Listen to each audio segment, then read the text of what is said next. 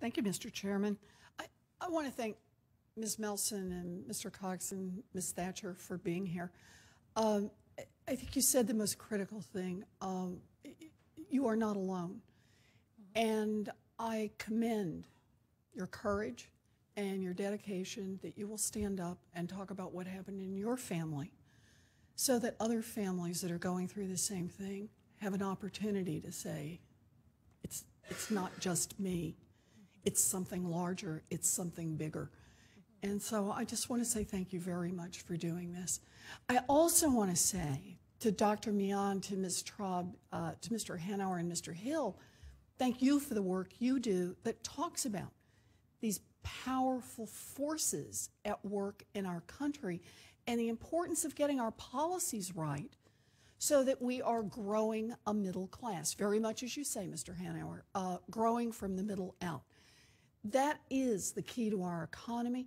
It is also the source of our identity, who we are as a people, what we are as a country. It's about our opportunity. It's about how we build. But you have talked about today, hit on the things that just keep pounding on America's middle class. What's happened on jobs, flat wages, lost jobs. What's happened on housing, high housing costs and then getting slammed in a reversed market and people still getting caught then in upside down mortgages. We could have talked about rising healthcare costs and how that puts another squeeze on the family and the costs of being able to get your children educated, whether we're talking about preschool or whether we're talking about post-secondary education. It's all out there. The consequences are clear. We've got more families living on the edge. They can't afford to save for an emergency, certainly can't afford to save for their retirements. It's a hollowing out of America's middle class.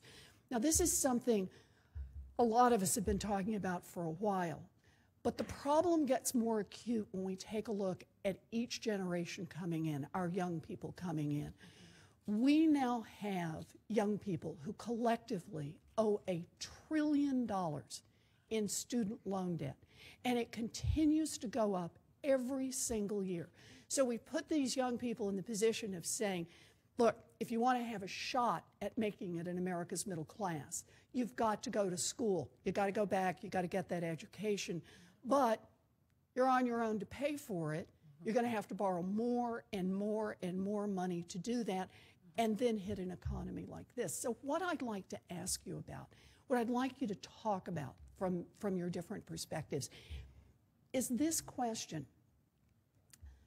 What happens to America's middle class when each succeeding group of young people is carrying more and more debt as they start their adult lives?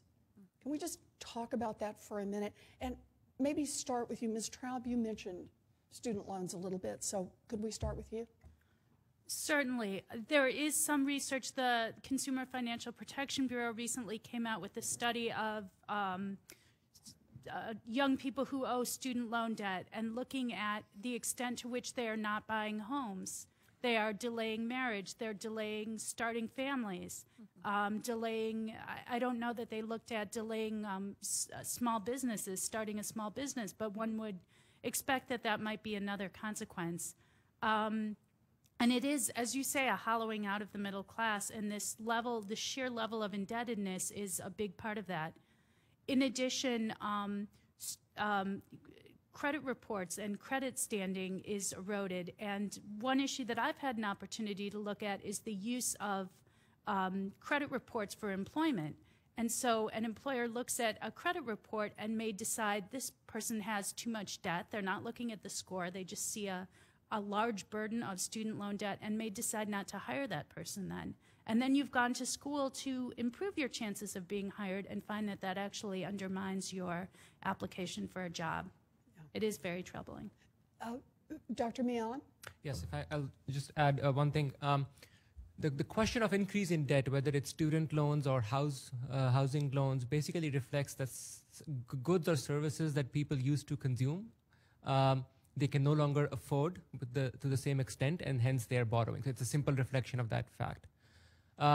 Historically, if you track debt to GDP, private debt to GDP, you see two peaks, one in 1929 and the other one in 2007. And we know what happened to the overall economy post-1929 and post-2007. What I'm basically emphasizing is that when you see rapid increase in private debt, that increase is not sustainable economically, because it's basically reflecting reduced market power, reduced purchasing power of a core group of the population, and at some point they're going to collapse. And when that happens, it's going to affect everyone, because the demand is not going to be there anymore, because they are not going to be able to borrow anymore, so they will stop going to school, they will stop buying homes, or they'll stop buying cars, and everyone is going to suffer the repercussions of that. That's what happened in 1929, that's what happened in 2007. And so it is that process that we need to look at carefully. And even when we allow our credit markets to function, and of course they need to function and they should function, but this is exactly the point that I was trying to emphasize in my earlier testimony as well, that we need to set up these markets in a way so when they overstretch themselves, they don't lead everyone to collapse along with them. So we need to put in these safety valves. For example, student loans. I mean, this is a big ticking time bomb, because people can get out of other kinds of debt through bankruptcy. But as you know, they cannot get out of student debt. So I worry about the situation that if this thing collapses and people are unable to find enough jobs which are paying enough to pay back their student loans, what is going to happen to the social fabric of this society as the lenders and the courts go after them, as they would be required to? So it's a very serious problem that we need to look into. Thank you. Ms. Thatcher, I see you shaking your head. Would you like to add on this? Yeah, I just have a few comments. I have several friends that are that have gone through tons of schooling for their teacher's credential or business and things like that. They're hitting almost 30 years old and they're still living in their parents' home. Due to that, because when they get out of college, they have so much debt. And then they're getting jobs due to the economy downfall that are not paying enough for them to live and pay their debt. So they're hitting 30 years old still living with their parents. And I mean, if their parents aren't doing that well, the whole family's not doing that well. And so they end up either not going back to college or they're stuck with a job that doesn't pay anything. It's kind of like a cycle, and I see it so often. No, that's a very important point. Yeah. Ms. Melson, would you like to add to that? Yeah. As a matter of fact, me and Pam had the opportunity to talk to a group of seniors, and it's incredible how knowledgeable they are. They understand and they are living in fear. They're afraid. I know my own children know that I was a pretty good student. They know that I went to college right out of high school. They also know that 20 years later, I'm still paying off that debt.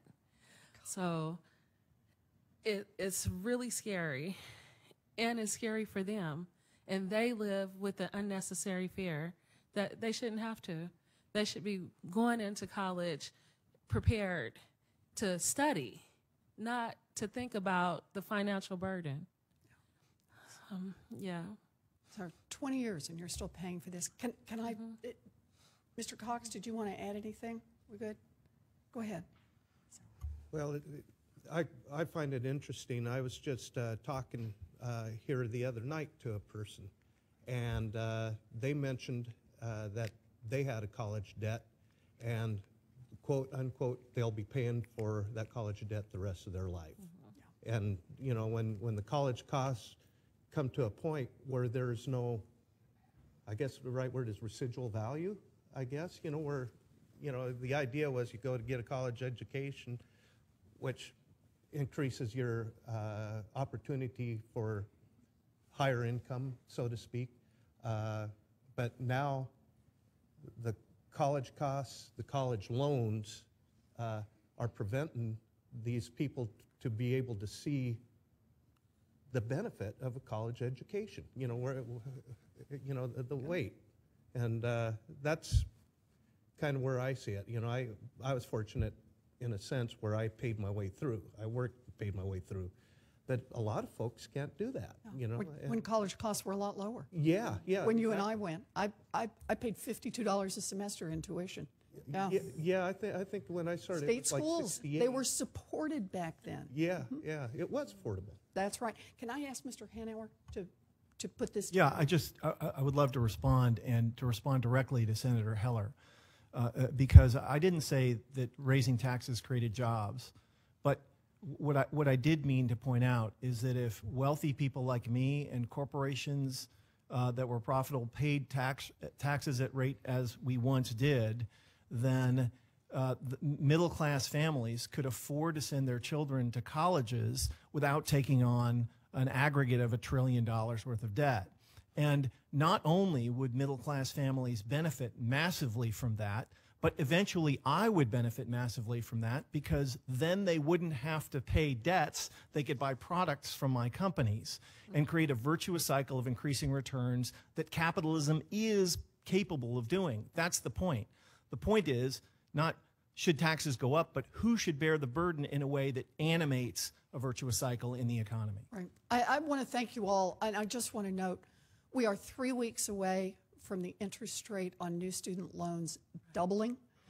We are here today on the day that Congress could have prevented that. The United States Senate could have started the bill to prevent that, and we have just returned from a vote where the effort to try to keep the student interest rates the same failed.